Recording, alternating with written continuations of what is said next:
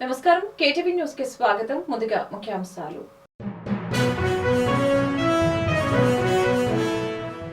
విదేశీ పర్యటనకు సీఎం జగన్ కు గ్రీన్ సిగ్నల్. కుటుంబ సభ్యులతో కలిసి విదేశీ పర్యటనకు అనుమతించిన సిబిఐ కోర్టు ఈ నెల 17 నుంచి జూన్ 1 వరకు విదేశాలలో సీఎం జగన్ విహారయాత్ర.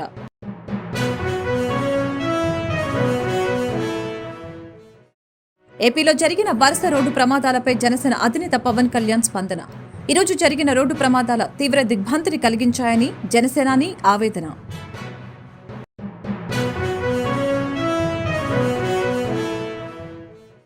గర్భిణిపై వైసీపీ మూకల దాడి అమానుష్యమని టీడీపీ జాతీయ ప్రధాన కార్యదర్శి నారా లోకేష్ ఆగ్రహం.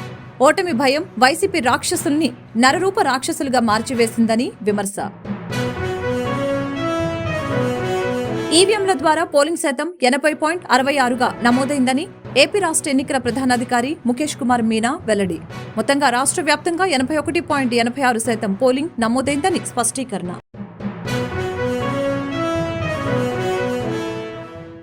కమ్మజన సేవా సమితి వసతిగృహంలో ప్రవేశాలకు దరఖాస్తును స్వీకరిస్తున్న కమ్మజన సేవా సమితి అధ్యక్షులు సామినేని కోటేశ్వరరావు. ఆలగడ్డలో టీడీపీ నేత భూమా అఖిలప్రియ బాడీగార్డులు నిఖిల్ పై దాడి జరిగింది. మంగళవారం రాత్రి అఖిలప్రియ ఇంటి ముందు పహారా కాస్తూ ఉండగా కొందరు దుండగులు కారుతో అతి వేగంగా వచ్చి ఢీకొట్టారు. అనంతరం కారులో నుంచి దిగి తలపై ఇనప రాడ్డుతో కొట్టడంతో తీవ్ర గాయాలయ్యాయి. నిఖిల్ గతంలో టీడీపీ నేత ఏవి సుబ్బారెడ్డిపై జరిగిన దాడి కేసులో నిందితుడిగా ఉన్నాడు. సీసీటీవీలో నమోదైన వీడియో హల్చల్ చేస్తూ ఉంది.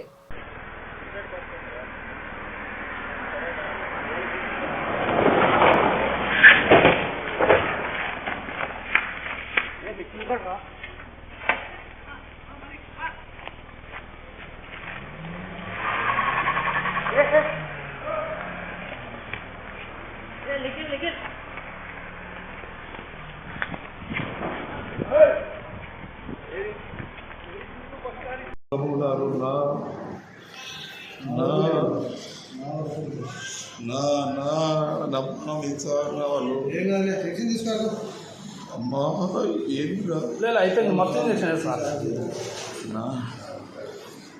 ఏపీ ముఖ్యమంత్రి వైఎస్ జగన్మోహన్ రెడ్డి విదేశీ పర్యటనకు కోర్టు పచ్చజెండా ఊపింది. కుటుంబ సభ్యులతో కలిసి బ్రిటన్, స్విట్జర్లాండ్, ఫ్రాన్స్ దేశాల్లో పర్యటించేందుకు సీఎం జగన్ చేసుకున్న విజ్ఞాపనను నాంపల్లి సిబిఐ కోర్టు మన్నించింది. ఈ నెల 17 నుంచి జూన్ 1 వరకు విదేశీ పర్యటనకు వెళ్లేందుకు అనుమతినిచ్చింది. విదేశీ పర్యటనకు అనుమతి కోరుతూ సీఎం జగన్ కొన్ని రోజుల కిందటే సిబిఐ కోర్టులో పిటిషన్ దాఖలు చేశారు. బెయిల్ నిబంధనలు సడలించాలని కోర్టును కోరారు. అయితే అక్రమాస్తుల కేసులో విచారణ కొనసాగుతుందని, జగన్ ప్రధాన నిందితుడిగా ఉన్నారని, ఆయనకు విదేశాలకు వెళ్లేందుకు అనుమతి ఇవ్వొద్దని సిబిఐ వాదించింది.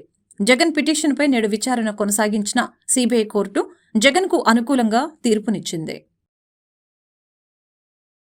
ఏపీలో జరిగిన వరుస రోడ్డు ప్రమాదాలపై జనసేన అధినేత పవన్ కళ్యాణ్ స్పందించారు. ఈ రోజు జరిగిన రోడ్డు ప్రమాదాలు తీవ్ర దిగ్భ్రాంతిని కలిగించాయని జనసేనాని ఆవేదన వ్యక్తం చేశారు.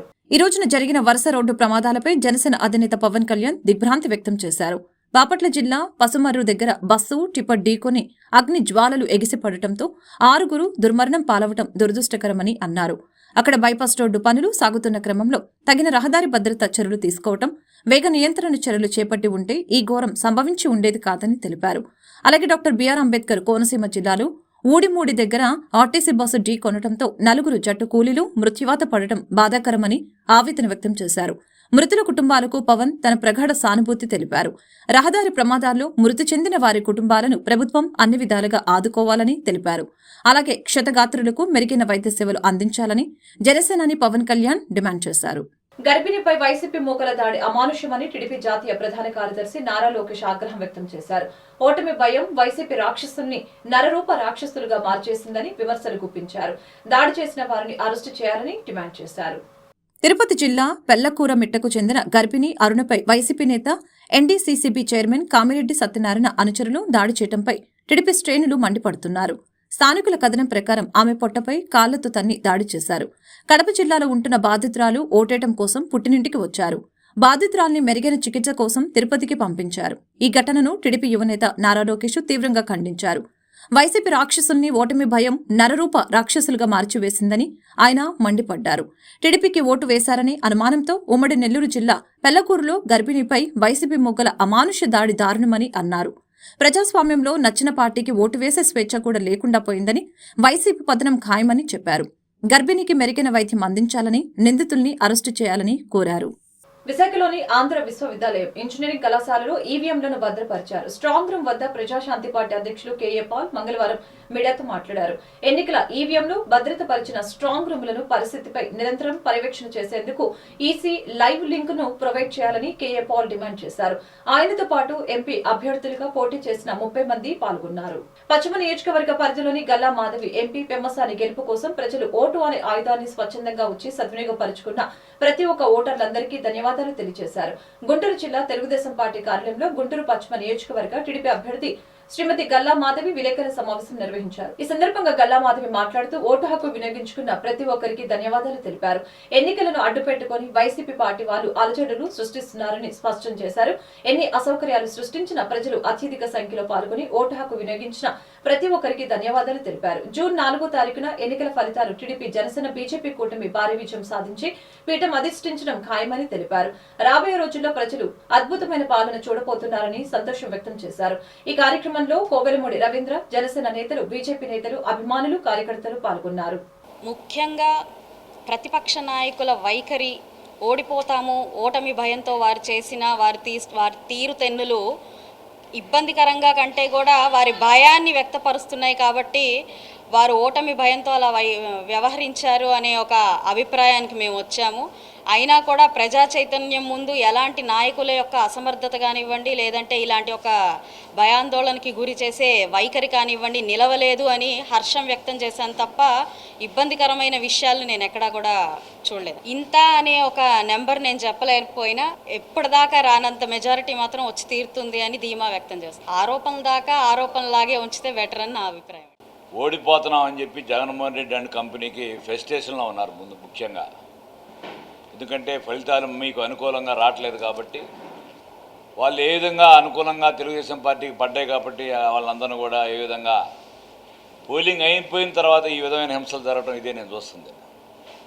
మామూలుగా పోలింగ్ రోజున వాళ్ళకున్న నేచర్, వాళ్ళ నాయకుడికి వాళ్ళ యొక్క అండ్ కంపెనీకి ఏముంటుందంటే ఏదో ఒక రకంగా భయభ్రాంతులు చేసి ఒక ప్యానిక్ గురి చేస్తే ఓటర్లు ఆ యొక్క బూతులకు రాకపోతే మాకు మెజారిటీ వస్తున్న భావంతో ఒక తక్కువ పర్సెంట్ పోలింగ్ అవడానికి వాళ్ళు ఎప్పుడూ ప్రయత్నం చేస్తుంటారు. ఈ రాష్ట్ర ప్రజలు కూడా వీళ్ళ యొక్క అరాచకాలు తెలుసుకొని ఈ యొక్క ప్రభుత్వ వ్యతిరేక ఓటు ద్వారా బ్యాలెట్ బాక్స్లో వేసిన విషయం అందరికీ తెలిసిందే. రానున్న రోజుల్లో అతి తొందరలో 4వ తారీఖున ఫలితాలు విడుదలవుతాయి.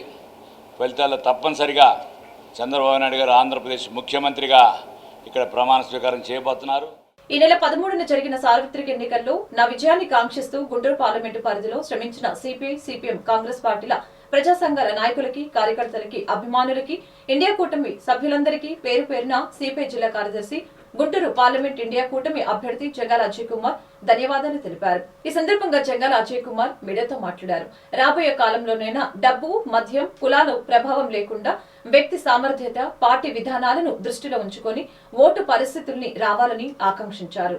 గుంటూరు పార్లమెంటు పరిధిలో 13వ తేదీ జరిగిన సార్వత్రిక ఎన్నికల్లో ఇండియా కూటమి తరఫున సిపిఐ అభ్యర్థిగా నేను పోటీ చేశాను.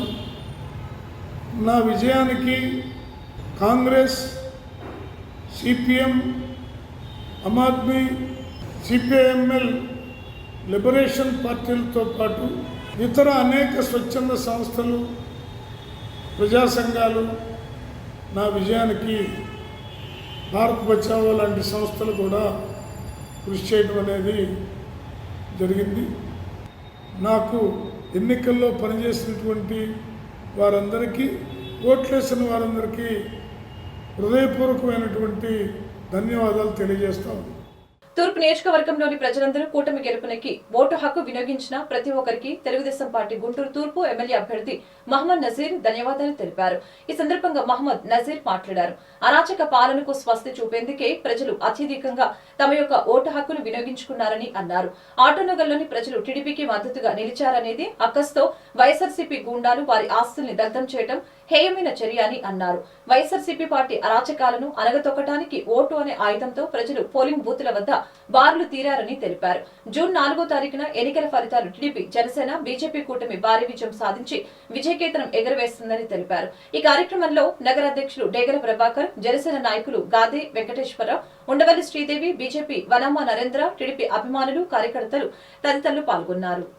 జరిగినటువంటి సార్వత్రిక ఎన్నికల పోలింగ్ రోజున పెద్ద ఎత్తున పోలింగ్లో పాల్గొన్నటువంటి గుంటూరు తూర్పు నియోజకవర్గ ఓటర్ మహాశయులందరికీ కూడా, ముఖ్యంగా తెలుగుదేశం, జనసేన, బీజేపీ కూటమికి మద్దతుగా ఓటు వేసినటువంటి ప్రతి ఒక్క ఓటర్ మహాశయుడికి కూడా హృదయపూర్వకమైనటువంటి ధన్యవాదాలు తెలుపుతూ, గతంలో ఎప్పుడు లేనటువంటి విధంగా ఈరోజు ప్రజలు స్వచ్ఛందంగా ముందుకొచ్చి ఎంత ఎండ ఉన్నా కూడా వేడిని సైతం లెక్క చేయకుండా పెద్ద ఎత్తున మహిళలు, యువకులు, అలాగే వృద్ధులు కూడా బారులు తీరి ఎన్నికల్లో పాల్గొనడం, ఓటు వేయడం అనేది చాలా గొప్ప విషయం.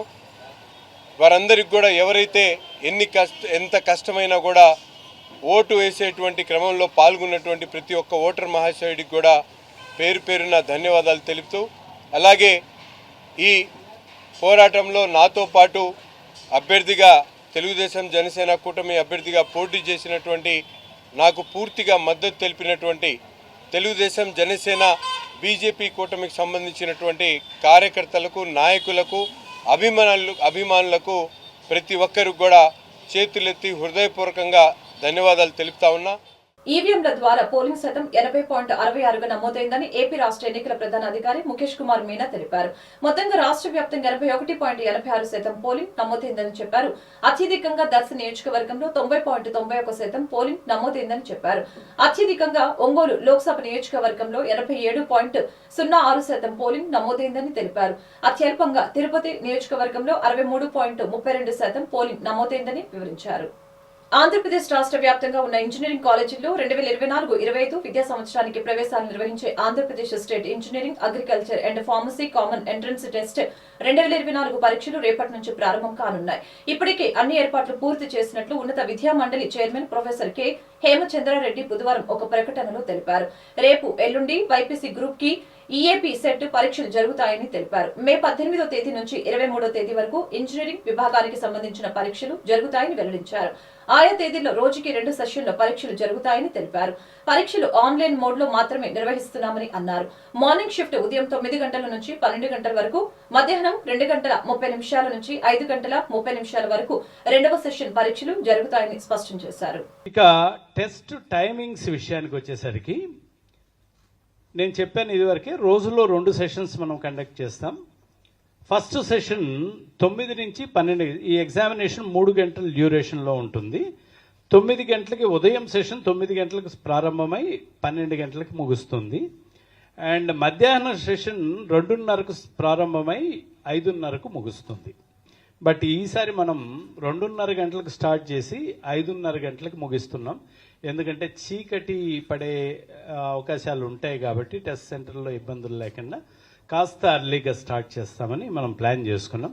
ఇది ప్రతి ఒక్క విద్యార్థి, తల్లిదండ్రి గమనించాలని మనం కోరుకుంటున్నాం. ఎందుకంటే మధ్యాహ్నం సెషన్ టైమింగ్స్ ఒక అరగంట ముందుగా చేసాం. 3 గంటలకు ఇది వరకు, లాస్ట్ ఇయర్ వరకు 3 గంటలకు స్టార్ట్ అయ్యే ఎగ్జామ్ ఈ ఏడాది మాత్రం 2:30 గంటలకు మనం స్టార్ట్ చేస్తున్నాం.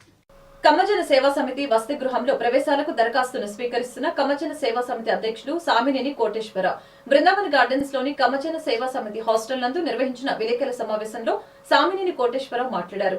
కమ్మజన సేవా సమితి హాస్టల్ నందు ప్రవేశాలకు దరఖాస్తులను స్వీకరిస్తున్నట్లు తెలిపారు. గ్రామీణ ప్రాంతాల్లో విద్యను అభ్యసించిన ప్రతిభ గల పేద కమ్మ విద్యార్థులు మాత్రమే అర్హులని తెలిపారు. మే 16వ తేదీ నుంచి 25వ తేదీ వరకు కమ్మ జన సేవా సమితి వెబ్సైట్ లో గాని, గుంటూరులోని కమ్మ జన సేవా సమితి కార్యాలయం నుంచి గాని దరఖాస్తులు పొందవచ్చని అన్నారు. ఈ కార్యక్రమంలో నాగేంద్రం, గోరంట్ల, పున్నయ్య చౌదరి తదితరులు పాల్గొన్నారు. కమ్మజన సేవా సమితి గత 23 సంవత్సరాల నుంచి బాలికల విద్యను ప్రోత్సహించే క్రమంలో గత 23 సంవత్సరాల నుంచి గుంటూరులోని బృందావన్ గార్డెన్స్లో హాస్టల్ని నెలకొల్పుకోవటం జరిగింది. ఈ సంవత్సరం 2024-25 విద్యా సంవత్సరంకు ప్రవేశం కొరకు దరఖాస్తులను ఆహ్వానించడం అయింది. గ్రామీణ ప్రాంతంలో విద్యను అభ్యసించి ప్రతిభ, పేదరికం ఆధారంగా ప్రవేశం కల్పించబడను. దేశంలో ఎక్కడి నుండైనా కమ్మ విద్యార్థులు దరఖాస్తు చేసుకుని వచ్చును.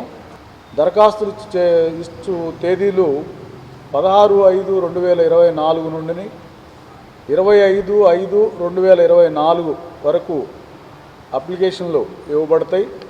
దరఖాస్తులు వెబ్సైట్లో www.kammajanasevasamithi.com ద్వారా కానీ లేదా గుంటూరు బృందావన్ గార్డెన్స్లోని మా హాస్టల్ కార్యాలయంలో కానీ ఇవ్వబడును.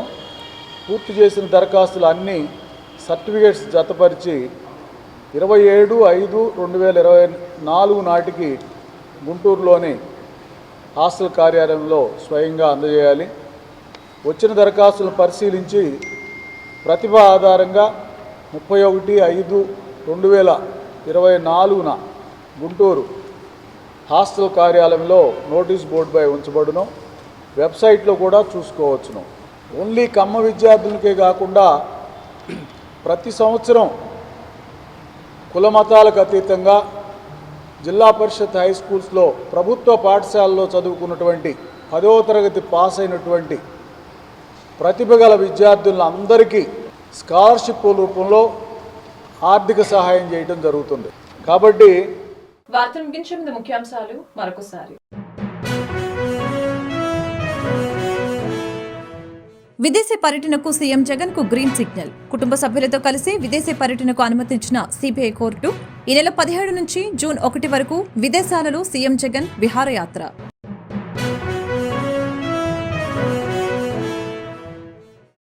ఏపీలో జరిగిన వరుస రోడ్డు ప్రమాదాలపై జనసేన అధినేత పవన్ కళ్యాణ్ స్పందన. ఈరోజు జరిగిన రోడ్డు ప్రమాదాల తీవ్ర దిగ్భ్రాంతిని కలిగించాయని జనసేనాని ఆవేదన.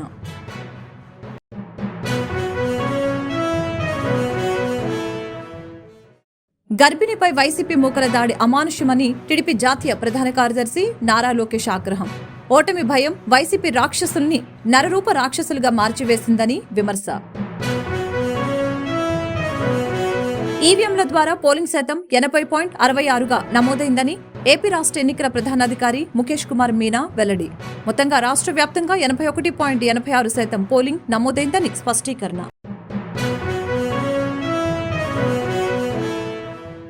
కమ్మజన సేవా సమితి వసతిగృహంలో ప్రవేశాలకు దరఖాస్తును స్వీకరిస్తున్న కమ్మజన సేవా సమితి అధ్యక్షులు సామినేని కోటేశ్వరరావు. ఈ వార్తలు ఇంతటితో సమాప్తం. మరొక బులెటిన్లో మళ్ళీ కలుద్దాం. నమస్కారం.